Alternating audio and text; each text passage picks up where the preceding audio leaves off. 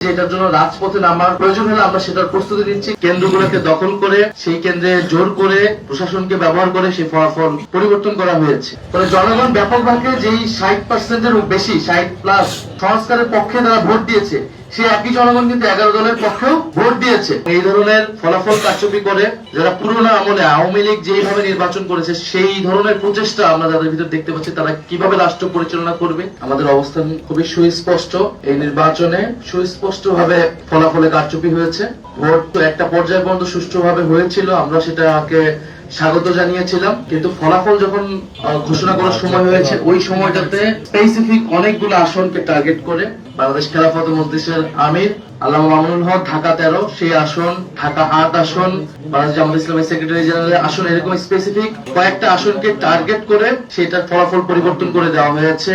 কেন্দ্রগুলোকে দখল করে সেই কেন্দ্রে জোর করে প্রশাসনকে ব্যবহার করে সেই ফলাফল পরিবর্তন করা হয়েছে। এখন যেই প্ল্যানের কথা আমরা শুনেছি, আমরা সেই প্ল্যানের একটা বাস্তবায়ন বা সেই প্ল্যানের একটা স্বরূপ কিন্তু এই নির্বাচনে আমরা দেখতে পাচ্ছি। এবং এই ধরনের ফলাফল কারচুপি করে যারা পুরোনো আমলে আওয়ামী লীগ যেইভাবে নির্বাচন করেছে সেই ধরনের প্রচেষ্টা আমরা যাদের ভিতর দেখতে পাচ্ছি, তারা কিভাবে রাষ্ট্র পরিচালনা করবে, কিরকম দেশ পরিচালনা করবে, সেটা নিয়ে জনগণের মধ্যে প্রশ্ন এসেছে। এবং ভবিষ্যৎ হোক নিরাপদ, বিনিয়োগ হোক বিশ্বস্ত, আর আমার পছন্দ সল্ট বে। ওয়েলকাম টু সল্ট বে।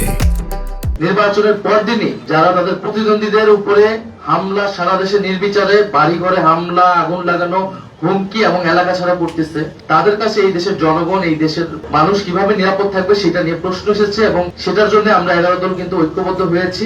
এবং ডক্টর শফিকুর রহমান বলেছেন স্পষ্টভাবে যে এটার জন্য রাজপথে নামার প্রয়োজন হলে আমরা সেটার প্রস্তুতি নিচ্ছি। কারণ এই দেশের মানুষকে যারা 11 দলের পক্ষে নির্বাচনে কাজ করেছে, নেতাকর্মী সমর্থক, তাদেরকে হেফাজত করা, তাদেরকে রক্ষা করার দায়িত্ব আমাদের। আরেকটি কথা আমি বলতে চাই, আমরা জনগণকে অভিবাদন জানাই যে জনগণ এত প্রতিকূলতার মধ্যেও 11 দলের পক্ষে ভোট দিয়েছে, 11 দলের পক্ষে বিজয়ী হয়েছে।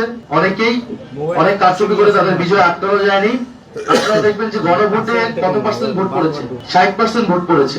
এই নির্বাচনে কিন্তু সুস্পষ্ট দুটা পক্ষ ছিল, একটা সংস্কারের পক্ষ, পরিবর্তনের পক্ষ, যারা সংস্কার চায়, গণতন্ত্র চায়, চাঁদাবাজি বন্ধ করতে চায়, দুর্নীতি লুটপাটে বন্ধ করতে চায়, বিচার এবং সংস্কার চায়, আধিপত্য তো বিরোধিতা চায়। আরেকটি পক্ষ যারা পুরনো বন্দোবস্ত, পুরনো রাজনীতিকে প্রতিনিধিত্ব করেছে, যারা 72-এর সংবিধানকে চেয়েছে, যারা পুরনো যত ধরনের রাজনীতি আছে, যারা ঋণ খেলাপিদেরকে প্রশ্রয় দিয়েছে, যারা লুটপাট দুর্নীতি, সেই একই রাজনীতি করতে চায়। ফলে জনগণ ব্যাপকভাবে যেই 60%-এর বেশি 60+ সংস্কারের পক্ষে তারা ভোট দিয়েছে, সেই একই জনগণ কিন্তু 11 দলের পক্ষেও ভোট দিয়েছে।